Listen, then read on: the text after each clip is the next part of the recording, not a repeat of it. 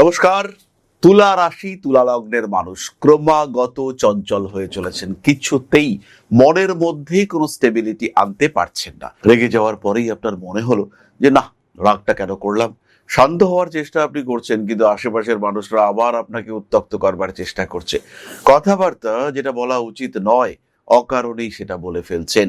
বাড়ি পরিবর্তন করতে চাইছেন কিন্তু করতে পারছেন না, কারণ রাহু কিন্তু আপনার কুণ্ডলীকে ভয়ঙ্কর ভাবে ডিস্টার্ব করে রেখেছে। সবচেয়ে বড় বিষয় হলো সেভিংস। তুলা রাশি, তুলা লগ্নের মানুষ তারা কিছুতেই সেভিংস করতে পারছেন না। তার কারণ একটাই, অর্থ ত্রিকোণ 2, 6, 10 রাহু দ্বারা অ্যাফ্লিক্টেড হয়ে রয়েছে, এবং রাহুর নক্ষত্র অধিপতি অর্থাৎ রাহু যে নক্ষত্রে অবস্থান করে রয়েছেন সেই নক্ষত্রের লর্ড তিনি কিন্তু দুস্থানে গিয়ে বসেছেন, অর্থাৎ খরচগুলোর ঘরে তিনি গিয়ে অবস্থান করে রয়েছেন।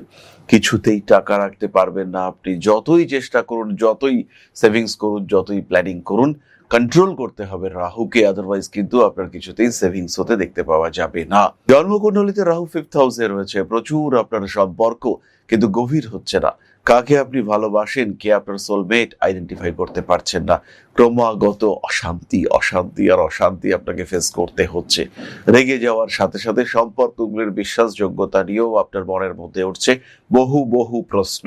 কার্মিক রিলেশনশিপ খোঁজার চেষ্টা করছেন আপনি, কিন্তু কোথায় সেই রিলেশনশিপ? একটু স্পিরিচুয়াল অ্যাটাচমেন্ট খোঁজার চেষ্টা, সেটাও আপনার মধ্যে রয়েছে, কিন্তু কোথায় সেই অ্যাটাচমেন্ট? মনের মধ্যে বারবার চলে আসছে ডাইভার্সন। কিছুতেই নিজেকে নিজের মনকে সংযত করতে পারছেন না। মানসিক দিক থেকে ক্রমাগত অস্থিরতা সেটা আপনার মধ্যে কাজ করছে। শিরদাঁড়ার যন্ত্রণা এটা বারবার আসছে। যদি আপনার রাহু 4, 5, 6 অর্থাৎ মকর, কুম্ভ অথবা মীন রাশিতে থাকে, শিরদাঁড়ার যন্ত্রণাতে আপনাকে ভুগতে হবে।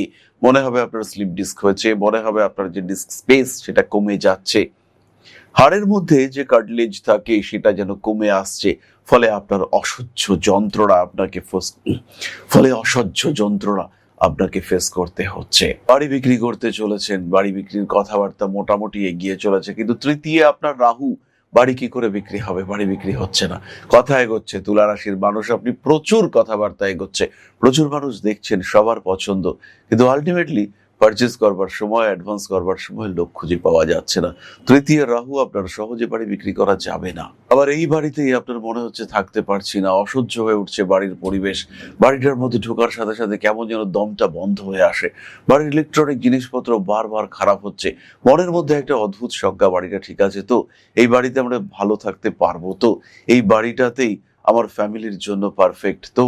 এরকম বহু প্রশ্নের উত্তর লুকিয়ে রয়েছে আপনার রাশি চক্রে, এবং সেটা মাত্র 4th ভাবের মধ্যে। 4th ভাবের রাহু বারবার আপনার বাড়িতে আসছে সমস্যা। বাড়ির যে ওপরে চাল, ছাদ, সেখানে ড্যাম্প হচ্ছে, বাড়ির চালে লিকেজ হচ্ছে, জল ঢুকছে ঘরের মধ্যে, কারণ রাহু কিন্তু 4th হাউসে ভীষণ ডিস্টার্ব কন্ডিশনে রয়েছে। 4th হাউসে শ্রবণা নক্ষত্রের রাহু অবস্থান করে রয়েছে, তার জন্য বারবার আপনার বাড়িতে ওয়াটার লিকেজ দেখতে পাওয়া যাচ্ছে। রেগুলার কল সারাচ্ছেন, কিন্তু কল থেকে সেই ফোটা ফোটা জল পড়া সে আর বন্ধ হচ্ছে না। কারণ কিন্তু সিম্পলি একটাই, রাহু আপনার কুণ্ডলিতে 4th হাউসে রয়েছে।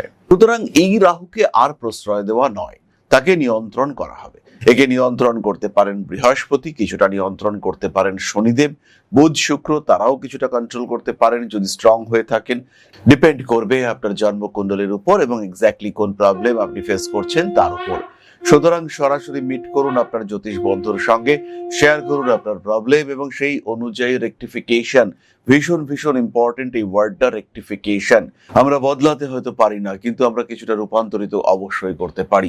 একটা সিম্পল জেমস্টোন সেটা আপনার জীবনে কিছুটা পরিবর্তন করতে পারে।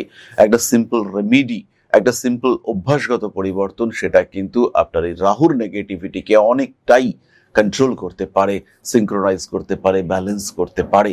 তাই কেন কষ্ট, কেন ওয়েট করব? ভালো থাকার অধিকার প্রত্যেকটা মানুষের আছে। কেন অশান্তি ভোগ করব?